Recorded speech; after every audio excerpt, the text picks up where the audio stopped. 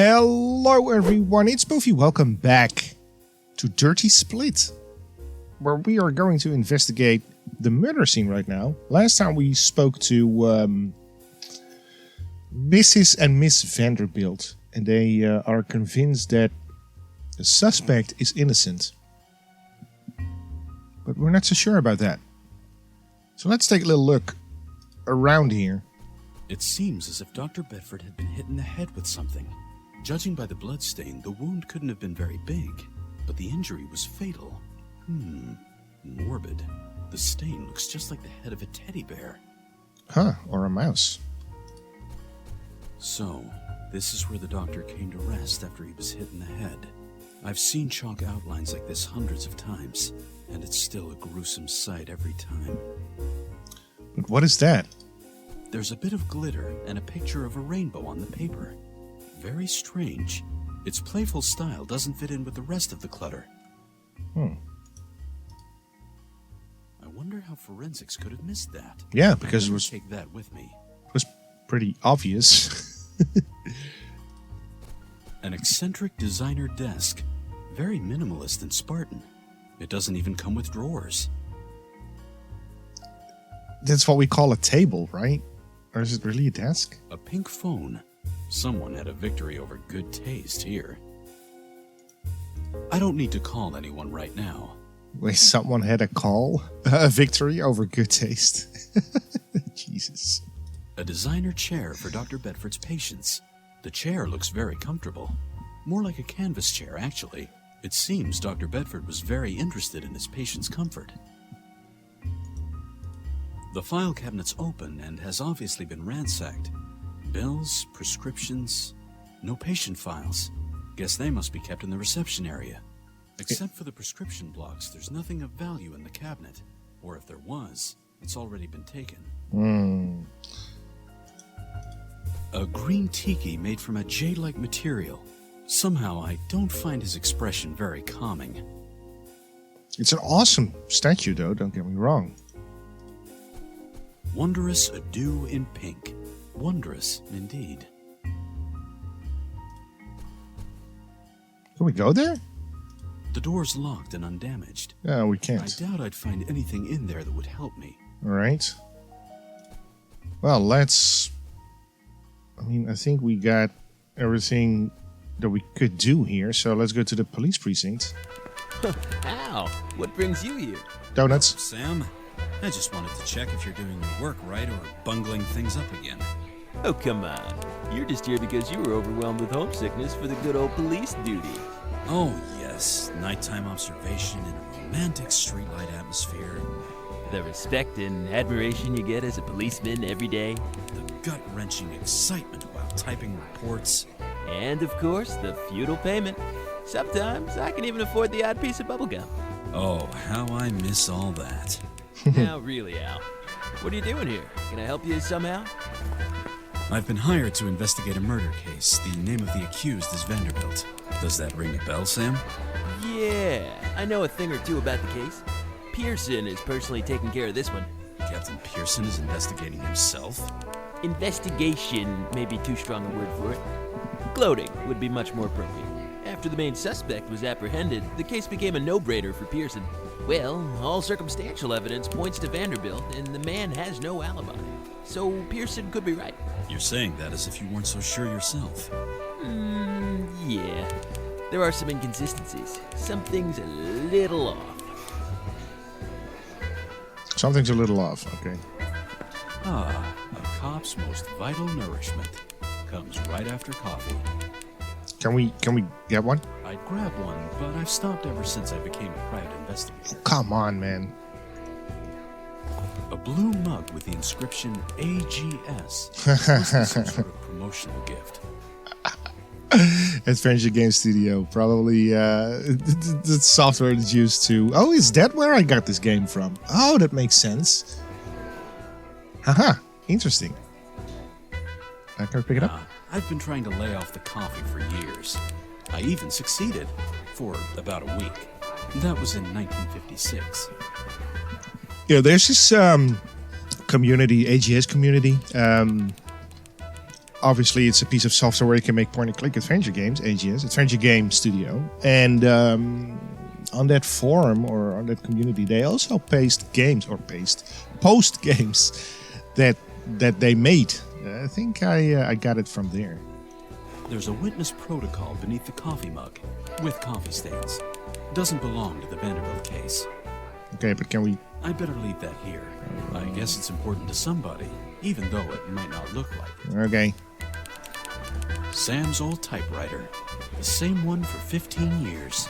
He'll never part with it, even if he retires someday. I'm gonna look around first, and then talk to these people. Wanted, James V. DeMarco, a.k.a. Jimmy D. Fraud, extortion, forgery of documents, holding fake offices, as well as romantic relations with a horse. Oh, God. A reward of $5,000 is offered for DeMarco's apprehension. Every police precinct will have more information. Wanted, Ron Giant. Vandalism, breach of nighttime peace, destruction of public property, repeated resistance of police authority, responsible for a blackout as well as bite marks in numerous vehicles. A reward of $18,000 is offered for Giant's apprehension. Every police precinct will have more information. Iron Giant, really? Even the image is, is from the movie. This old photo shows the whole department from 1957. That was shortly before I decided to become self-employed. In fact, back then, Sam used to look good. Hey! Inside the showcase are the handcuffs which were worn by the infamous Scott Farley upon arrest. Farley was one of the most successful art thieves in the 30s. Captain Pearson used to be fresh out of the police academy and very proud to be around when they caught Farley. He's still telling the story even today, whether you want to hear it or not. Anything else? Hey, Sam. Hey, Al. So, how's it going? Ugh, don't even get me started. Can you tell me anything about the Vanderbilt case? Bedford was found dead in his office yesterday morning around 8 a.m. by his receptionist. According to the medical examiner, Bedford was hit by a massive object in the back of the head, somewhere between 10 o'clock and 11 p.m. the night before. The outer window of the practice was broken, and Bedford's office had been ransacked. Has anything been stolen? We don't know for sure yet. Bedford's assistant is still in shock, but a strong box from his office cabinet has been found empty. Everything looks like a break-in that escalated. Up to that point, that is. When we questioned Bedford's assistant, it became evident that Walter Vanderbilt threatened the doctor. And we found Walter Vanderbilt's fingerprints all over the crime scene. Enough evidence for the captain. That's right. Anything else? Not for now. Oh, I almost forgot. Here's a photo of Bedford in case you need it. Thank you, Sam. How's your new partner doing? It's going well. We've become quite a good team. We did have our communication difficulties and coordination problems in the beginning, but Bobby proved to be very adaptive. Like a doggy. I'll be going then, Sam. Take care, Al. Don't be a stranger. Can we talk to you too? Hello, officer. Good afternoon, sir. I need to enter the holding cells. Are you related to the accused, sir? No. Then you'll need personal approval by Captain Pearson to enter. Listen, I did duty here for 25 years. I was questioning suspects before you were even born. I'm sorry, sir. I can't let you through. Not without authorization. Captain Pearson's orders. How long have you been working here? 3 months, sir. How do you like working in the force? Just trying to do my job and fulfill my duty, sir. Aren't you getting bored with watch duty? Wouldn't you much rather have coffee or... I'm just following orders here, sir. Please understand. All right. I gotta go. Goodbye, sir. So we can't go in if I do this? Wait a minute, sir. Yeah. Please show me your visitation authorization. I don't have that, but I can go to Captain Pearson. Let's take a little look around here. Pearson's heavy oak desk. A few years ago, it was buried under a mountain of poodle statues. I wonder what happened. New office regulations? Lost interest and moved on to other dog races? Captain Edsel Pearson. I figure he's heard every conceivable joke about his first name by now. It's an article from 1959. LAPD captain wins at dog show. This year's American Poodle Breeder Association Gold Cup rests firmly in the hands of Mr. Edsel Pearson, captain of the LAPD. Pearson, a prominent figure on the poodle scene, has managed to impress both the jury and other breeders with Lab Rocket, as he calls his thoroughbred poodle. Huh. Certificate of the Poodle Breeder Association. We hereby acknowledge Mr. Edsel Pearson's full membership status with the American Poodle Breeder Association. Fortunately, Pearson is only breeding poodles and not himself. One Edsel is quite enough in this world. Oh my god. An extract from Doggy Poo magazine. It's about sophisticated techniques of dog coiffure. In my opinion, perms for dogs are on the same level as animal cruelty. Not to mention the poor mutt's sheer humiliation. Captain Edsel Pearson, my former superior. Alright, let's talk to him then. Hello, Captain. Hey. Baxter, what brings me the displeasure? What can you tell me about the Vanderbilt case, Captain? You? Nothing. Captain, I'm investigating for the mother of the accused. You're not investigating at all here. That's still our job. The Vanderbilt murder is a police matter alone. Sir, I'm not so sure that Vanderbilt is the right guy. The evidence and my instinct tell another story. I've been a detective long enough to... Exactly. You have been. But you chose to throw away your career to become a hired snoop. How is your career faring, actually? Well, Forget it. On second thought, I don't even want to know. Vanderbilt is guilty. The facts speak for themselves. And the investigation is none of your business. Is there anything else you want to harass me with? You're quite the dick, aren't you? I need an authorization to enter the holding cells. And I need some aspirin for the headache your continued harassment causes me. Are you related to the accused? No. Then you'll need an authorization from a relative to be allowed to visit the accused. Here, have this side. And now get out! Alright. Gotta go, sir. Then get out of my office! So we need to go back to the Vanderbilt estate. And, I need to click the doorbell again, probably. Ding dong. Hey, I'm back. I need something. Mr. Baxter. Hello. Mrs. Vanderbilt is in the garden. I know. I'll take you to her. Thank you. Right. Can I do that? Mrs. Vanderbilt, I require a visitation authorization in order to talk to Walter. Would you please sign this for me? But of course, Mr. Baxter. I can't read this so well in this half-light, though. Would you be so kind as to switch on the light so I can see? What? We're outside. What are you... Sometimes I feel as if an invisible force was trying to make me commit senseless acts. Really? Okay, maybe you can... I'd better not bother her with this. Okay. You want this photo? Excuse me? No. What about that? Hokum. Hokum? I don't know what it means. Excuse me? Excuse me. Sometimes I feel... Yeah. What do you mean turn the light on? Good afternoon. Good afternoon, Mr. Baxter. I'll be going then. Please inform me. And money is no... I know.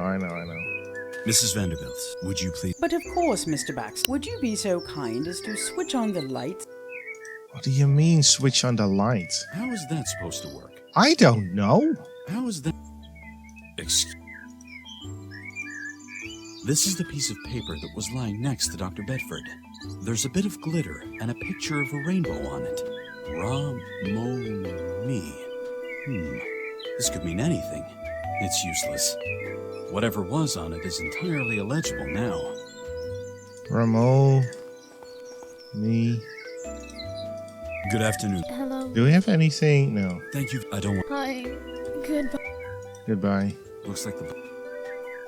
We talk to the I don't box. feel well. Uh, This authorization gives me the right to talk to the accused. I still need a relative's signature, though. yeah, but I can't sign this myself. First of all, it would be fraud. And besides, Pearson knows my signature. okay, but we're standing. Oh wait, there's actually lights there. Aha! The caption says, Saint-Tropez and Sunset Glow. Looks more like a steaming turnip to me. Yeah. Light switch. Aha! Mrs. Vanderbilt, would you... Of course. Thank you very much. All right, so we got that. Then we're going to the police precinct.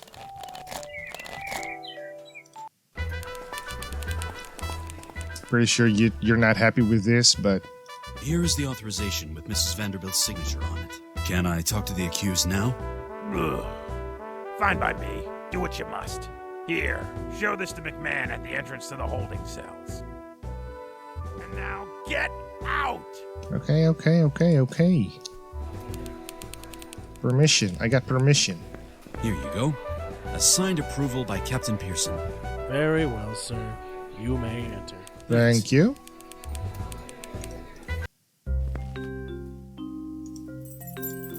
Looks like somebody mopped up around here. The water in the bucket is mixed with some chlorine agent. Smells like an indoor swimming pool. Nice. What should I do with that? I don't know. Put it in your pocket, man. Walter. Walter Vanderbilt. Instantly recognizable. Can we also no. Okay, this is just it. Hello, Mr. Vanderbilt. Did Roy send you? Who is Roy? Roy Lieberman, my lawyer. And who are you? My name is Baxter. I'm a private investigator. Your mother hired me to help you. I'd like to ask you a few questions. And I'd love to answer your questions if I didn't have such a horrid migraine. Would you like some aspirin? Should I call for a doctor? No, it's this awful smell of chlorine in the air. Yeah, that's this. I'll put the bucket out in the hallway. There we go. Now we can move it. All right, can we talk to you now? Hello, Mr. Vanderbilt. Mr. Baxter? What can you tell me about the murder of Dr. Bedford? Nothing, seeing that I wasn't there when it happened. So you insist on being innocent? Of course I insist. Mr. Vanderbilt, it's my job to help you. But I can only help you if you tell me the complete truth. No omissions. No distortion of the facts. I'm very aware of my situation, Mr. Baxter. I don't have any reason to lie. Where were you at the time of the murder? In my apartment. I was sleeping. Were you alone? I'm afraid so. There are no witnesses. What was your argument with the doctor all about? Bedford was just a terrible person. He deceived us all into giving him our trust, and then abused it in such a shameful way. I presume you're talking about the severed engagement with Denise. Exactly. How he used her. How he ridiculed us all. And that in front of the whole family. In front of the other country club members. After all I did for him by arranging his membership. Denise was inconsolable. She was in shock. Helpless. Crushed. That man... That impertinent, arrogant, scalpel-wielding brute. It's all his fault. Did you threaten him? I cursed him. I wanted to make him feel the shame and despair he caused Denise and the rest of us. But I did not kill him. Were you in Bedford's practice the night of the crime? No. Then why were your fingerprints all over the crime scene? Well, I was in his practice, but not the night he was murdered. When were you there? The night before. One day before the murder. What were you doing there? I wanted Bedford to talk, of course. On Sunday, he dissolved the engagement and simply abandoned my sister.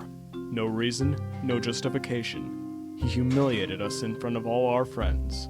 I wanted to hear from his mouth how he dared do such a thing. What did he say? Nothing. He couldn't give any reason at all. Nothing but excuses and pure drivel.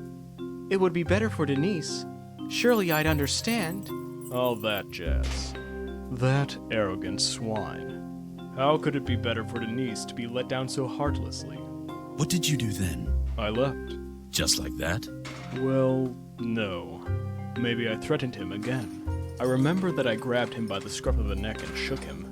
I don't know anymore. I was frantic, but I did not kill him. Any guess as to what might explain the doctor's behavior? Maybe. Yes? Listen, I don't want Denise to hear about this. She's been through enough already. So I'm asking you to keep this quiet. So what's your theory? Another woman. When I came into the practice to talk to Bedford, his assistant had already left. He was alone in his office and occupied with a phone call. A patient, maybe? Not at that hour, no. He was enraged and raised his voice. It sounded like an argument. What was it about? I didn't catch. He hung up just as soon as I entered his office. His last words on the phone were that he didn't want to see the other person ever again, and that they should stay out of his life for good. Do you know who the other person was? No. Well, enough about the murder. On to something else. Yes? So, how are you holding up here in prison? Awful. The accommodations are far below what I'd call sanitary. The food hardly deserves to be called food. I couldn't even give it to the rats with a clear conscience. Not to mention the company around here. The holding cell is no country club, sure. On the other hand, there's no obligation to wear a tie here. Very amusing, Mr. Baxter. I have to go. Goodbye, Mr. Baxter. Right, so what did that give us? I think I'm not sure, but I want to check to see if we can. Let's check something real quickly. Can we use his phone now? I don't need to call anyone right now. Because he was on the phone, right? Dr. Bedford's chair seems comfortable, but as Spartan as his desk. We cannot go there. Behind the glass door is the practice's examination room. The door's locked and undamaged. But can I we? doubt I'd find anything in there that would help me. Can we? I can't talk to that. A pink someone. We cannot use the phone. We I cannot. don't need to. Well, I want to see what number he called last. All right, so that's an idea. I'm gonna think a little bit what we can do now, or at least we're gonna. The paper is torn. We're gonna. I don't know. We're gonna leave it here for today, and then we're gonna continue next time. So thank you very much for watching. Don't forget to subscribe, follow, leave a like, a comment, and most importantly, tell your parents about me. And I personally cannot wait to see you again next time. Bye bye.